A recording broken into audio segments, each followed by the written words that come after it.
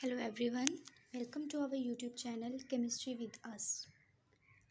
आज की वीडियो में हम जिस एक्सपेरिमेंटल टेक्निक को, जिस सेपरेशन टेक्निक को डिस्कस करेंगे वो है sublimation and solvent extraction. So let's start. सबसे पहले हम देख लेते हैं what is sublimation. It is a process in which a solid when heated vaporize directly without passing through the liquid phase and these vapors can be condensed to form solid again। Normally क्या होता है कि जो solid होता है जब हम उसको मेल्ट करते हैं, जब हम उसको हीट करते हैं तो वो लिक्विड में चेंज हो जाते हैं, और जब हम लिक्विड को फिर बॉयल करते हैं तो उसके वेपर्स बनते हैं। मतलब स्टेजेस होती हैं, सॉलिड से लिक्विड, लिक्विड से वेपर्स, और दोबारा फिर वेपर्स कंडेंस होकर लिक्विड में चेंज हो जाते हैं, या फिर वो लिक्विड जब हम फ्रीज़ करते हैं तो वो सॉलिड में चेंज हो जाता है। लेकिन अब इस सब्लिमेशन में क्या होता है कि जब हम किसी भी सॉलिड को हीट करते हैं तो वो हमारे पास लिक्विड में चेंज नहीं होता, वो मेल्ट होकर लिक्विड में चेंज नहीं होता, बल्कि वो जो सॉलिड होता है वो डायरेक्टली वेपोराइज हो जाता है। मतलब सॉलिड डायरेक्ट वेपर्स में चेंज हो जाएगा। When heated vaporize directly vaporise हो गया है without passing through the liquid phase. Liquid phase उसमें नहीं आती है, सॉलिड डायरेक्टली वेपर्स में चेंज हो जाता है। और फिर क्या होता है कि जब हम उन वेपर्स को कंडेंस करते हैं दोबारा से, तो वो लिक्विड में आने की बजाय दोबारा से सॉलिड में चेंज हो जाता है। मतलब जो सब्लिमेशन में जो लिक्विड फेज है वो आती नहीं है, सॉलिड डायरेक्ट वेपर्स में चला जाता है और वेपर्स डायरेक्ट सॉलिड में आ जाते हैं। This method is use to purify a solid. इस मेथड को हम कब यूज़ कर रहे होते हैं? जब हम किसी सॉलिड को हमने प्योरीफाई करना होता है।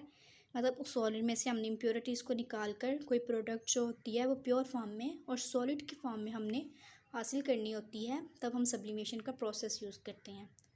लाइक नेफ्थलीन, वो उसको जब हम इवेपोरेट करते हैं तो वो सब्लिमेशन का प्रोसेस शो करता है और वो डायरेक्टली इवेपोरेट हो जाता है। एग्जाम्पल्स ऑफ सच सॉलिड्स, इस तरह के सॉलिड की एग्जाम्पल्स में आ जाते हैं ammonium chloride, iodine, naphthalene and benzoic acid. ये सारे के सारे जो 4-5 सॉलिड्स हैं, जब हम इनको हीट करते हैं तो ये सब्लिमेशन के प्रोसेस को शो करते हैं, और इनकी जब हमने प्योरीफिकेशन करनी हो इन सॉलिड्स की तो हम इन सब्लिमेशन के थ्रू करते हैं। सो ये था सब्लिमेशन का प्रोसेस। अब हमने देखना है कि ये सब्लिमेशन का प्रोसेस होता किस तरह से है। सब्लिमेशन तो हमने देख ली कि क्या होती है, अब इस प्रोसेस में होता क्या है, किस तरह हम सब्लिमेशन करते हैं किसी भी सॉलिड की। तो इसके लिए हम क्या करते हैं, this substance is taken in a watch glass. अगर आप इस डायग्राम को देखें तो एक चाइना डिश या फिर वाच ग्लास हम इसे कह सकते हैं। ये जो रेड ये वाली ये चाइना डिश है, इसके अंदर हम अपने सब्सटेंस को ले लेते हैं, अपने सॉलिड को ले लेते हैं। लेट्स सपोज हमने यहाँ पे लिया है mixture of ammonium chloride and salt. Ammonium chloride के साल्ट का हमने मिक्सचर ले लिया है इस चाइना डिश के अंदर। अब इस डिश के ऊपर हम एक inverted funnel, covered with an inverted funnel, ये जो इन्वर्टेड फनल है, ये इस चाइना डिश के ऊपर हम अपनी जो फनल है उसको इन्वर्ट करके रख देते हैं। The substance is then heated slowly over a sand bath. ये हमारे पास लेट्स सपोज ये सैंड बाथ है, तो हम इस चाइना डिश के अंदर जो सब्सटेंस है उसको स्लोली हम सैंड बाथ के ऊपर रखकर हीट करते हैं। And the funnel is cooled with weight cotton. ये देखिए जो इन्वर्टेड फनल हमने ऊपर रखी थी, उसके जो ऊपर फनल का जो ऊपर वाला हिस्सा होता है जो ओपन होता है, उसके ऊपर हम कूल कॉटन प्लग रख देते हैं ताकि जो वेपर्स बनने हैं वो बाहर इवेपोरेट ना हो, वो अंदर ही रहें। The pure solid deposited on the inner side of the funnel. अब हमने क्या किया, चाइना डिश ली या वाच ग्लास ली, उसके अंदर हमने अमोनियम क्लोराइड का साल्ट डाल दिया, इन्वर्टेड फनल ऊपर रख दी, उसको हमने कॉटन प्लग से कवर कर दिया। अब क्या होगा कि जो हमारे पास जब हम इसको हीट करना स्टार्ट करेंगे तो जो अमोनियम क्लोराइड है वो वेपर्स उसके बनना शुरू हो जाएंगे। जब उसके वेपर्स बनेंगे वो इवेपोरेट होना शुरू हो जाएगा। अब वो वेपर्स ऊपर की तरफ जाएंगे, ऊपर हमारे पास कॉटन है, उसे हमने उसको क्लोज किया हुआ है, वो बाहर तो जा नहीं सकते वेपर्स, तो वो क्या होंगे, वो जब ऊपर कॉटन ठंडी कॉटन है, मतलब हमने उसको गीला करके कूल कॉटन रखी हुई है। जो वो वेपर्स हैं उनका टेम्परेचर ज़्यादा है, वो ऊपर की तरफ उठेंगे। ऊपर कूल कॉटन है, वो क्या होगा, उसके टेम्परेचर को कम करेगी। जब वो टेम्परेचर कम हो जाएगा तो वो बाहर वेपर्स निकलने की बजाय दोबारा से कंडेंस होकर नीचे आ जाएंगे। और ये इन्वर्टेड फनल जो हमने रखी हुई थी, इसकी साइड्स के साथ ये देखें, अगर आप देखें तो ये सॉलिडिफाइड अमोनियम क्लोराइड फनल के अंदर कंडेंस होके सॉलिड की फॉर्म में उसकी वॉल के साथ स्टिक हो जाएंगे। इस तरह हम प्योरीफिकेशन कर सकते हैं सॉलिड की फॉर्म में अपने साल्ट्स की या किसी भी दूसरे कंपाउंड्स की। सो ये सारा प्रोसेस था सब्लिमेशन का, कि किस तरह हम सब्लिमेशन के प्रोसेस को कैरी आउट करवाते हैं। सिंपल सा प्रोसेस होता है कि वो चाइना डिश के अंदर अपने सब्सटेंस को रखा, सॉलिड को, ऊपर इन्वर्टेड फनल रख दी, उसको हमने कॉटन से कवर कर दिया। जब हमने वेप हीट करना स्टार्ट किया तो उसके वेपर्स बने, वेपर्स ऊपर गए, ऊपर चूँकि कंडेंस हो कॉटन है तो वो कंडेंस होकर फनल की साइड के साथ सॉलिडिफाइड फॉर्म में, प्योर फॉर्म में स्टिक होना शुरू हो जाएंगे। So this is the process of sublimation. अब हम नेक्स्ट देख लेते हैं। नेक्स्ट जो एक्सपेरिमेंटल टेक्निक, सेपरेशन टेक्निक हम देखेंगे वो है सॉल्वेंट एक्सट्रैक्शन। सॉल्वेंट एक्सट्रैक्शन ये बहुत इम्पोर्टेंट टेक्निक है और ये हम अक्सर लैब में हमें इस टेक्निक की ज़रूरत होती है। हमने प्योरीफाई करना होता है जब चीज़ों को आपस में, तो हमें इस टेक्निक की ज़रूरत होती है। अब क्वेश्चन ये होता है कि अब हम सॉल्वेंट एक्सट्रैक्शन की टेक्निक किस वक्त इस्तेमाल करेंगे, किन सब्सटेंसेस के लिए यूज़ करेंगे सॉल्वेंट एक्सट्रैक्शन की टेक्निक। तो it is mostly used when the product is volatile और थर्मली अनस्टेबल। वोलेटाइल प्रोडक्ट वो वाली होती है जिसका बॉइलिंग पॉइंट बहुत कम होता है और वो अनस्टेबल होती है और वो थोड़े से टेम्परेचर पे ही हीट वेपोरेशन उसकी स्टार्ट हो जाए, बहुत वोलेटाइल हो। तो उन सब्सटेंसेस के लिए हम जो टेक्निक यूज़ करते हैं वो सॉल्वेंट एक्सट्रैक्शन की टेक्निक यूज़ करते हैं। सो इन दिस टेक्निक, सो हम अब देखते हैं what is solvent extraction. In this technique a solute can be separated from a solution by shaking the solution with a solvent in which the solute is more soluble and added solvent does not mix with the solution। अब ये solvent extraction की definition है। अब इसकी इस तरह समझ नहीं आएगी। अब हम इसको समझने के लिए देखते हैं कि एक हमारे पास सब्सटेंस है ए, जो कि हमारे पास क्या है, हम सपोज कर लेते हैं कि वो है सोल्यूट, ठीक है। और एक बी है, वो है हमारे पास let's suppose solvent. A solute है, बी सॉल्वेंट है। अब हम इन दोनों को डिज़ोल्व कर कर एक बना लेते हैं सॉल्यूशन, ठीक है। ए को और बी को आपस में, ए सोल्यूट है, बी सॉल्वेंट है हमारे पास कोई सा भी, इन दोनों को मिक्स किया तो हमारे पास क्या बन गया, सॉल्यूशन।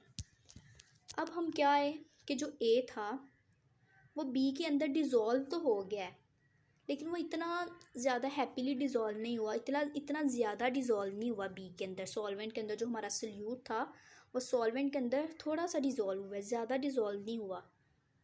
लाइक डिज़ोल्व लाइक का प्रिंसिपल होता है कि जो आपस में एक जैसे होती हैं, पोलर पोलर के अंदर नॉन पोलर के अंदर डिज़ोल्व होते हैं।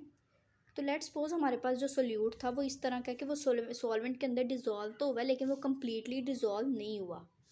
मतलब सोल्यूशन के अंदर जो सोल्यूट डिज़ोल्व हुआ है वो इतना ज़्यादा नहीं है।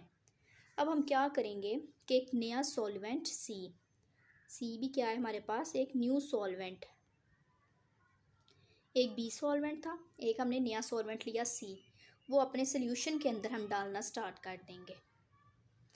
अब सी हमारे पास एक ऐसा सॉल्वेंट है जिसके अंदर जो हमारा सोल्यूट था वो बहुत ज़्यादा हल होगा। पहले ए जो था सोल्यूट हमारे पास सॉल्वेंट के अंदर इतना इजीली डिज़ोल्व नहीं हो रहा था, इतना हैप्पीली डिज़ोल्व नहीं हुआ, मतलब बहुत थोड़ी अमाउंट डिज़ोल्व हुई है। अब हमने क्या करना है कि हमने अपने सोल्यूट को ज़्यादा डिज़ोल्व करवाना है सोल्यूशन के अंदर। तो हम क्या करेंगे, एक नया सॉल्वेंट डाल देंगे और ऐसा सॉल्वेंट डाल देंगे जो कि ए को सोल्यूट को अपने अंदर ज़्यादा डिज़ोल्व करेगा। अब चूँकि हमने सी को सोल्यूशन के अंदर डाल दिया तो अब जो सोल्यूट है वो और ज़्यादा डिज़ोल्व हो जाएगा सोल्यूशन के अंदर।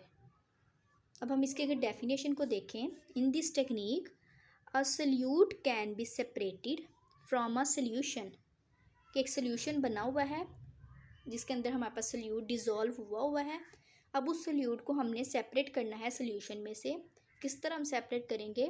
बाय शेकिंग द सोल्यूशन, जो सोल्यूशन है उसको हमने शेक करना है, हिलाना है, विद अ सॉल्वेंट, ऐसे सॉल्वेंट के साथ in which the solute is more soluble, एक ऐसे सॉल्वेंट के साथ यानी कि सी के साथ हमने सोल्यूशन को शेक करना है जिसके अंदर सोल्यूट ज़्यादा सोलबल है। And the added solvent does not mix with the solution, और वो जो सॉल्वेंट हमने डाला वो सोल्यूशन के साथ मिक्स नहीं हो रहा, वो सिर्फ और सिर्फ अपने अंदर क्या करेगा? सोल्यूट को डिज़ोल्व करेगा। सो अब आपको इस डेफिनेशन की समझ आ गई होगी कि सॉल्वेंट एक्सट्रैक्शन की एक ऐसी टेक्निक है जिससे के थ्रू हम अपने सोल्यूट को सेपरेट करते हैं। किस तरह सेपरेट करते हैं? कि जो हमने सोल्यूशन बनाया होता है उसको एक नए सॉल्वेंट के साथ डिज़ोल्व करवाते हैं जिसके अंदर सोल्यूट ज़्यादा सोलबल होता है, और फिर हम उसको जब उसकी सोलोबिलिटी सॉल्वेंट के अंदर ज़्यादा हो जाती है तो फिर हम उस लेयर को सेपरेट कर लेते हैं और अपने सोल्यूट को निकाल लेते हैं। Usually it is done by placing the solution and the second liquid into a separating funnel. अभी सेपरेटिंग फनल नेक्स्ट स्लाइड में मैंने उसकी डायग्राम दिखाई है, ये सेपरेटिंग फनल की, कि हम क्या करते हैं, हमारे पास एक सेपरेटिंग फनल होती है, मैं आपको दिखाती हूँ। ये जो है हमारे पास एक सेपरेटिंग फनल है, एक सेपरेटिंग फनल होती है। इसके अंदर हम अपना सोल्यूशन भी डाल देते हैं और अपना दूसरे वाला सोल्यूट भी डाल देते हैं। तो जो हमारे पास सॉल्वेंट होता है उसकी एक लेयर बन जाती है और दूसरी भी एक लेयर बन जाती है जिसके अंदर हमारा सोल्यूट जो होता है वो ज़्यादा सोलबल होता है। तो फिर 2 लेयर बन जाती हैं और फिर हम आसानी से उन लेयर्स को आपस में सेपरेट आउट कर लेते हैं। वो हमारे पास थी सेपरेटिंग फनल। अब इसमें हम क्या करते हैं? The funnel is stop and the 2 liquids are shaken together. Funnel को हम स्टॉपर लगा देते हैं, उसके साइड पे स्टॉपर लगा होता है, उसको हम टाइटली बंद कर देते हैं। और जो हमारे पास 2 लिक्विड्स होते हैं, मतलब एक हमारे पास सोल्यूशन हो गया और दूसरा हमारे पास जो सी था, दूसरा सॉल्वेंट था, उन दोनों की लेयर बन जाती है और उसको हम आपस में अच्छे से शेक करते हैं। शेक इसलिए करते हैं ताकि सोल्यूशन में से ज़्यादा सोल्यूट जो है वो सी वाली लेयर में चला जाए। अब हम इस प्रोसेस को समझते हैं। इस प्रोसेस में जो हमारे पास, इस प्रोसेस के थ्रू हम जो एक्सट्रैक्शन करते हैं वो बेसिकली 2 एक्सट्रैक्शंस होती हैं, एक ईथर की एक्सट्रैक्शन और एक CCl4 की एक्सट्रैक्शन या आयोडीन की एक्सट्रैक्शन जिसे हम कहते हैं। सबसे पहले हम ईथर की एक्सट्रैक्शन देख लेते हैं। The most common laboratory example of solvent extraction is ether extraction.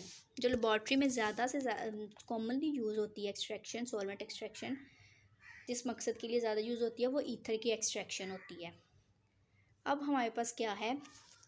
अब हम इसको समझते हैं कि ईथर की एक्सट्रैक्शन क्या है।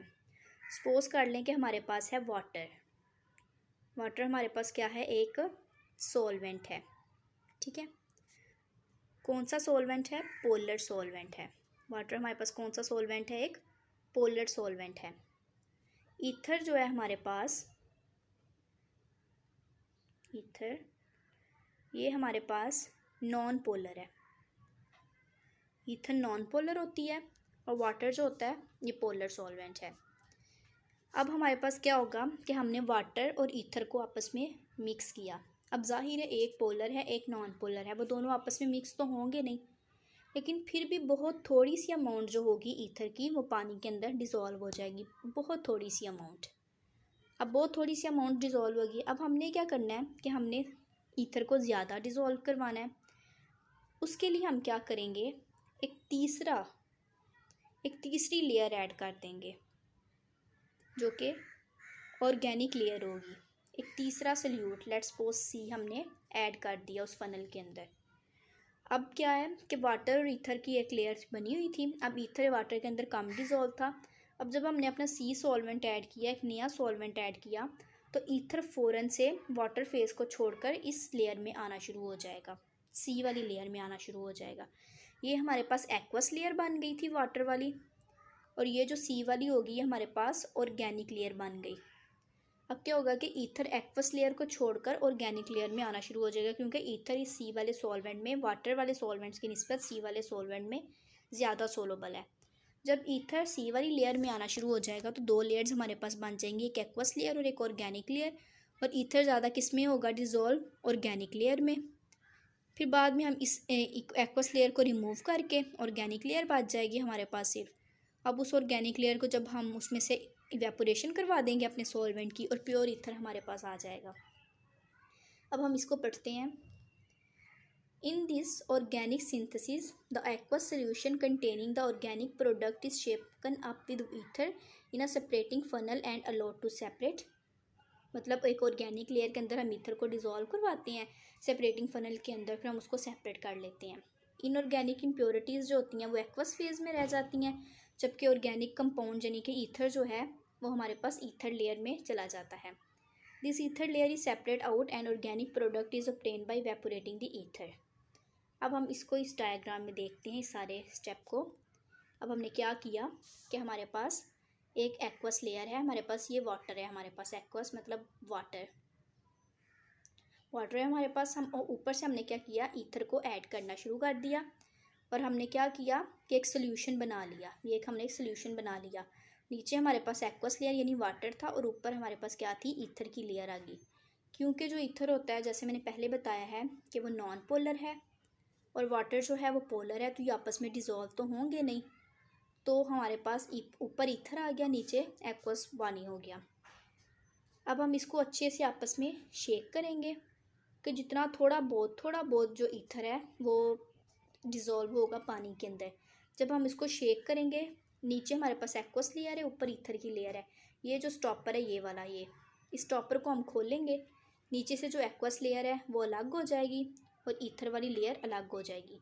इस एक्वस लेयर में हमारे पास जो इम्प्योरिटीज़ हैं इनऑर्गेनिक, क्योंकि ये इनऑर्गेनिक लेयर है, इनऑर्गेनिक जितनी भी इम्प्योरिटीज़ हैं वो एक्वस लेयर में आ जाएंगी और ईथर इस तरफ हमारे पास आ जाएगा। अभी भी ईथर हमारे पास प्योर नहीं हुआ। अब हम क्या करेंगे, थोड़ा सा मतलब प्योर फॉर्म में ईथर आ जाएगा। अब हम क्या करेंगे, सेकंड एक्सट्रैक्शन करेंगे। ये फर्स्ट एक्सट्रैक्शन थी, अब हम सेकंड एक्सट्रैक्शन करेंगे। अब ये जो एक्वस लेयर आई थी फर्स्ट एक्सट्रैक्शन से, सेपरेटिंग फनल के अंदर हम उसको डालेंगे और दोबारा से ऊपर से फ्रेश ईथर डालेंगे। जब हमने दोबारा से ऊपर से फ्रेश ईथर डाली और एक्वस लेयर को डाला, दोबारा से उसको शेक करेंगे, एक्वस लेयर को रिमूव कर देंगे और ईथर को अलग कर लेंगे। और इस तरह हम स्टेप बाय स्टेप बार बार इस दोबारा जो एक्वस लेयर हमारे पास आई है, फिर इसकी दोबारा एक्सट्रैक्शन करेंगे, ऊपर से दोबारा ईथर डालेंगे, और इस तरह हम अपनी ईथर को प्योर करते जाएंगे।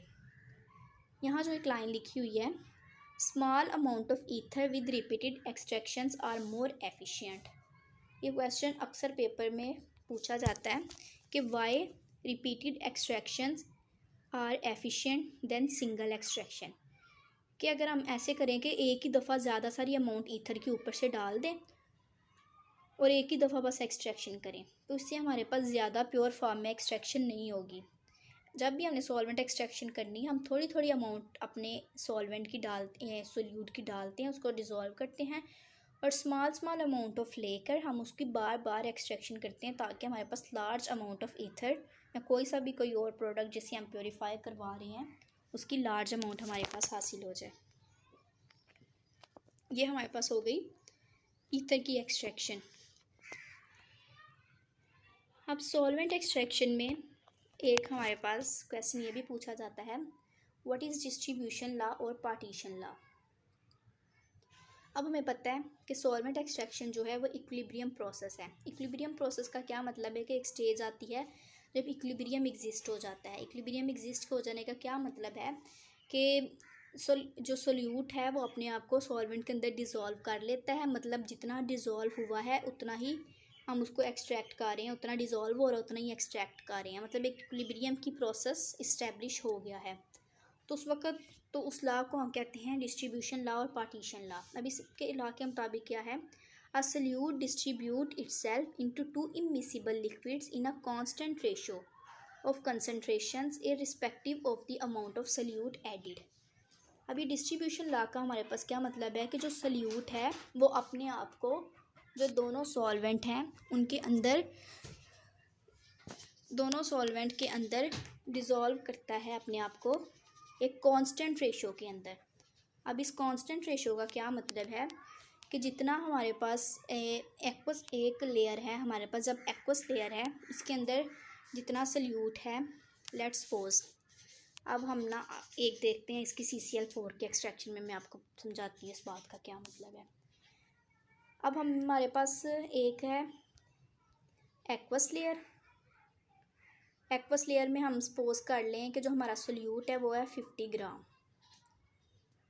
अब हमने जब अपना तीसरा सॉल्वेंट ऐड किया तो लेट्स सपोज कि यहाँ से 50 ग्राम में से जो सोल्यूट ऊपर चला गया वो 10 ग्राम ऊपर चला गया। 50 ग्राम नीचे था, 10 ग्राम ऊपर चला गया, तो इसकी रेशो आ गई 1/5, मतलब 50 और 10 की आ गई 1/5। अब क्या होगा हमारे पास कि अब हमारे पास एक्वस लेयर के अंदर 40 ग्राम सोल्यूट रह गया।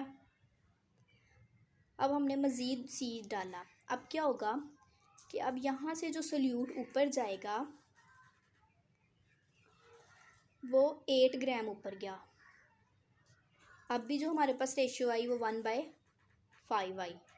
पहले भी 1/5, मतलब पहले 50 था तो 10 ग्राम ऊपर गया, 1/5 रेशियो आई। अब 40 रह गया था तो अब 8 ग्राम ऊपर गया, दोबारा फिर रेशियो जो आई हमारे पास 1/5 आई। तो ये यहाँ पे बात एक्सप्लेन की हुई है कि डिस्ट्रीब्यूशन लॉ और पार्टीशन लॉ में कि सोल्यूट जो है वो अपने आप को डिस्ट्रीब्यूट करता है itself into two immiscible liquids, मतलब इमिसिबल लिक्विड्स या इमिसिबल लेयर्स के अंदर in a constant ratio of concentration, से कांस्टेंट रेशो में irrespective to the amount of solute added. ये बात मैटर नहीं करती है जैसे हम ईथर के एक्सट्रैक्शन में ऊपर से बार बार ईथर डाल रहे थे कि अब हम ऊपर से ईथर ज़्यादा सारी डाल दें, तो अगर हम सपोज करें कि पहले 50-50 ग्राम के हिसाब से डाल रहे थे लेकिन अब हमने 100 ग्राम ईथर डाल दिया एक ही दफ़ा, तो ये नहीं होगा कि जो एक्वस लेयर से ईथर वाली लेयर में या ऑर्गेनिक लेयर में जो ईथर जा रही है वो ज़्यादा चली जाएगी। वो जिस रेशो में, लेट्स सपोज अगर वो 1/5 रेशो में जा रही है तो वो 1/5 रेशो में ही जाएगी। अगर वो 1/10 रेशो में जा रही है या 1/2 जितनी भी रेशो में जा रही है वो एक कांस्टेंट रेशो में ही मूव करेगी ether. So this law is called partition law और डिस्ट्रीब्यूशन लॉ। इससे हमारे पास एक कोएफिशिएंट आता है जिसे हम डिस्ट्रीब्यूशन कोएफिशिएंट कहते हैं, और वो क्या होता है उसको हम के से रिप्रेजेंट करते हैं। वो होता है concentration of solute in organic layer. ऊपर ऑर्गेनिक लेयर होती है, नीचे एक्वस लेयर होती है। कि ऑर्गेनिक लेयर के अंदर सोल्यूट हमारे पास कितना है और हमारे पास एक्वस लेयर के अंदर सोल्यूट कितना है, इस कोएफिशिएंट को हम कहते हैं डिस्ट्रीब्यूशन कोएफिशिएंट। अब जैसे मैंने बताया था कि जो सॉल्वेंट एक्सट्रैक्शन में दो तरह के एक्सट्रैक्शंस हम मोस्टली करते हैं, ईथर की एक्सट्रैक्शन और एक CCl4 की एक्सट्रैक्शन। CCl4 के एक्सट्रैक्शन में हम आयोडीन को, असल में इसमें हम ना आयोडीन को सेपरेट आउट करते हैं। अब इसमें भी हम क्या करते हैं, iodine is completely insoluble in water. Iodine जो कि हमारे पास होती है नॉन पोलर है, ये कम्प्लीटली इनसोलुबल है पानी के अंदर, बिल्कुल भी हल नहीं होती है पानी के अंदर, but in the presence of potassium iodide. लेकिन जब हम पोटाशियम आयोडाइड को इसके अंदर ऐड करवाते हैं तो ये हमारे पास पानी के अंदर थोड़ी सी सोलुबल हो जाती है। किस तरह सोलुबल हो जाती है कि जो पोटाशियम आयोडाइड होता है Ki, ये यहाँ ये साइन है, रिवर्सिबल का साइन है, कि जो पोटाशियम आयोडाइड है जब हम इसको पानी के अंदर डिज़ोल्व करवाते हैं तो ये K+ आयंस में और I नेगेटिव आयंस में चेंज हो जाता है। ये जो I नेगेटिव आयन है ये हमारे पास आयोडीन के साथ रिएक्ट करता है और ट्राई आयोडाइड आयन में चेंज हो जाता है। ये जो ट्राई आयोडाइड आयन बनता है ये पानी के अंदर सोलुबल होता है, और इस तरह फिर जो आयोडीन है वो थोड़ी थोड़ी पानी के अंदर डिज़ोल्व होना शुरू हो जाती है in the presence of potassium iodide. अब लेकिन चूँकि वही बात आ गई कि A और B जो हमारे पास सॉल्वेंट है इसके अंदर A थोड़ा सा सोलुबल है, लाइक ट्रायोडाइड की फॉर्म में हमारे पास थोड़ा सा सोलुबल हो रहा है। अब हमने क्या करना है, एक नया सॉल्वेंट C, यहाँ पे हमारे पास C क्या है, CCl4। अब हमने ऊपर से क्या किया कि CCl4 ऐड करना शुरू कर दिया। अब जो आयोडीन थी ये CCl4 के अंदर रेडीली डिज़ोल्व हो जाती है, बहुत अच्छे से आसानी से डिज़ोल्व हो जाती है। अब क्या होगा कि जो ट्राई आयोडाइड थे ये फ़ौरन से दोबारा आयोडाइड की फॉर्म में चेंज होगा जब हमने CCl4 डाली, और वो जो आयोडीन है वो फ़ौरन से CCl4 वाली लेयर में जाना शुरू हो जाएगी। Now CCl4 is added into the solution as iodine is soluble in CCl4, so the triiodide will start to convert into the iodine again and will move toward the CCl4 layer, या जिसे हम organic layer भी कहते हैं। हम यहाँ से देख लेते हैं। अब हमें किस तरह पता चलेगा कि हम CCl4 डाल रहे हैं और आयोडीन CCl4 की लेयर में जाना शुरू हो गई है। जो हमारे पास आयोडीन होती है वो नॉन पोलर होती है और इसका ब्राउन कलर होता है। आप देख भी सकते हैं कि इसका ब्राउन कलर होता है। जब हम इस आयोडीन को पानी के अंदर डिज़ोल्व करते हैं, पानी चूँकि पोलर होता है तो वो उसके अंदर डिज़ोल्व नहीं होती है, लेकिन जब हम Ki की प्रेजेंस में करते हैं तो वो, जैसे मैंने पीछे बताया, कि थोड़ी थोड़ी डिज़ोल्व होना शुरू हो गई है और उसका ब्राउन कलर है हमारे पास। अब हमने क्या किया कि अपनी एक नया सॉल्वेंट CCl4 जो कि नॉन पोलर है, उसको हमने वो मिक्स करना शुरू कर दिया। जब हम उसको डाला और टेस्ट ट्यूब को शेक किया तो क्या होगा कि जो ट्राईआयोडाइड बना था ऊपर एक्वस लेयर में, ये हमारे पास क्या है, एक्वस लेयर, और ये कौन सी लेयर है, ऑर्गेनिक लेयर। एक्वस लेयर के अंदर जो ट्राईआयोडाइड था, I3 की फॉर्म में आयोडीन थी, वो कन्वर्ट होना शुरू हो जाएगी I2 की फॉर्म में, और I2 फ़ौरन से इस ऑर्गेनिक लेयर में CCl4 के साथ डिज़ोल्व हो जाएगी। जब ये I2 CCl4 के साथ डिज़ोल्व हो जाएगी तो इसका ये पर्पल कलर हो जाएगा। तो इससे ये साबित होगा कि जब हमारे पास टेस्ट ट्यूब के अंदर पर्पल कलर ज़्यादा हो जाएगा तो इसका ये मतलब है कि I2 जो है वो CCl4 के अंदर डिज़ोल्व हो चुकी है। फिर हम नीचे से उसकी सेपरेटिंग फनल की नॉब खोलेंगे, अपनी पोलर लेयर को सेपरेट कर लेंगे और इस लेयर को, ऑर्गेनिक लेयर को सेपरेट कर लेंगे। इसमें से हम CCl4 को इवेपोरेट कर लेंगे और हमारे पास प्योर आयोडीन हासिल हो जाएगी। सो इस तरह हम सॉल्वेंट एक्सट्रैक्शन की टेक्निक को यूज़ कर उन सब्सटेंसेस को सेपरेट आउट कर लेते हैं जो कि वोलेटाइल होते हैं और जिनका मेल्टिंग पॉइंट, बॉइलिंग पॉइंट बहुत कम होता है, और जो थर्मली अनस्टेबल होते हैं। सो ये था प्रोसेस सब्लिमेशन का और सॉल्वेंट एक्सट्रैक्शन का। अगर आपको इससे रिलेटेड कोई भी क्वेश्चन है तो आप मुझसे कमेंट सेक्शन में पूछें। कोई भी किसी भी कंसेप्ट की किसी भी पॉइंट की समझ नहीं आई है तो आप मुझसे पूछ सकते हैं। And if you understand, please do like my video. Thank you.